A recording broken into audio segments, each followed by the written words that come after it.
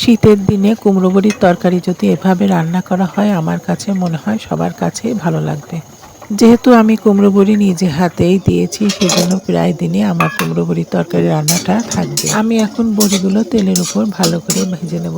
বন্ধুরা, কার কার কাছে এই কুমড়ো বড়ির তরকারিটা ভালো লাগে রান্না আপনি অবশ্যই কমেন্ট করে জানাবেন। বড়িগুলো ভাজা হয়ে গেছে, আমি এখন উঠিয়ে নিয়েছি। এখন তেলের মধ্যে সামান্য তেল দিয়ে আমি পেঁয়াজ আর কাঁচামরিচটা ভালো করে লাল করে ভেজে নেব। অনেকেই কুমড়ো বড়িটা শুকনো খোলায় ভেজে রান্না করে, আমার কাছে সেটা ভালো লাগে না। আমার কাছে মনে হয় ভাজ তেলে বড়ি ভেজে রান্না করলে সেই বড়ি ভাজাটা রান্না করলে খেতে ভালো লাগে। এখন আমি মশলাগুলো ভালো করে কষিয়ে নেব। এর মধ্যে বাটা মশলা, গুঁড়ো মশলা সব মশলাই দিয়ে দিয়েছি, লবণ দিয়ে দিয়েছি, ভালো করে কষিয়ে নেব। কষানো হয়ে গেলে মাছগুলো দিয়ে মাছটা ভালো করে কষিয়ে নেব। আমি আজকে বোয়াল মাছের তরকারিটা রান্না করব। শীতের দিনে এই তরকারিগুলো খেতে খুবই ভালো লাগে। বোয়াল মাছের তরকারি আমার এমনিতেই ভালো লাগে, তারপরে বড়ি দিয়ে রান্না করলে আমার কাছে আরও বেশি ভালো লাগে। এই তরকারিটা শীতের দিনে ঠান্ডায় সকালবেলা জমে গেলে সেই ঠান্ডা তরকারিটা খেতে খুবই ভালো লাগে। মাছগুলো কষানো হয়ে গেছে, এখন সামান্য পানি দিয়ে আমি মাছগুলো উঠিয়ে নেব।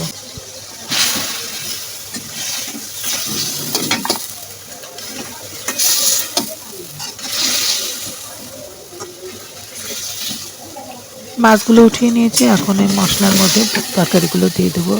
তরকারিটা একটু কষিয়ে নেব।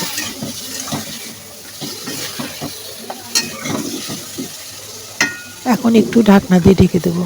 ঢেকে দিয়ে তরকারিটা সিদ্ধ করে নেব। এটা সিদ্ধ হয়ে গেছে, এখন বড়ি দিয়ে দেবো। বড়ি দিয়ে সামান্য নেড়ে চেড়ে একটু কষিয়ে নেব।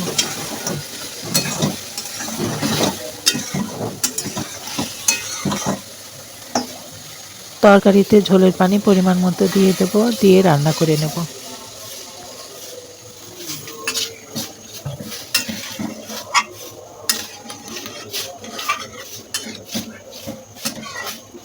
তরকারিগুলো বলক চলে এসেছে, বেশ কিছুক্ষণ ধরে বলক চলে এসেছে। আমি এখন কষিয়ে রাখা মাছগুলো ঝোলের মধ্যে দিয়ে দেবো, দিয়ে একটু নেড়ে চেড়ে দেবো।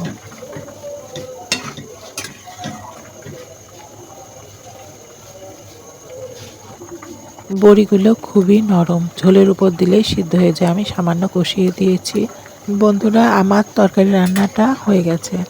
এখন আমি নিভা জালে বসিয়ে রাখবো। কিছুক্ষণ নিভা জালে বসিয়ে রাখলে বড়ির মধ্যে ঝোলটা ঢুকে বড়িটা টসটসে হয়ে যাবে।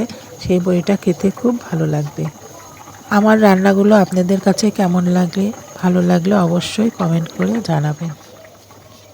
শীতের তরকারি দিয়ে ভাজি নিরামিষ করলে খুবই ভালো লাগে। আমি আজকে একটা ভাজি করব, ফুলকপি আলু সিম দিয়ে ভাজি করব।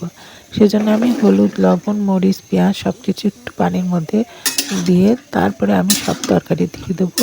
এই তরকারিটা একটু নরম নরম ভাজি করব, সেজন্য আমি পানি দিয়ে একটু সিদ্ধ করে নেব।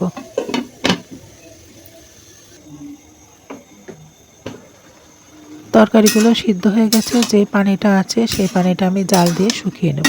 এই নরম নরম ভাজিটা রাত্রে রুটি দিয়ে খেতে খুব ভালো লাগবে। সবজি পানিগুলো শুকিয়ে গেছে, এখন আমি শুকনা মরিচ তেলের উপর দিয়ে দেবো রসুন। কিছুক্ষণ নেড়ে চেড়ে রসুনটা গোলাপি করে নেব। এর মধ্যে দিয়ে দেবো পেঁয়াজ।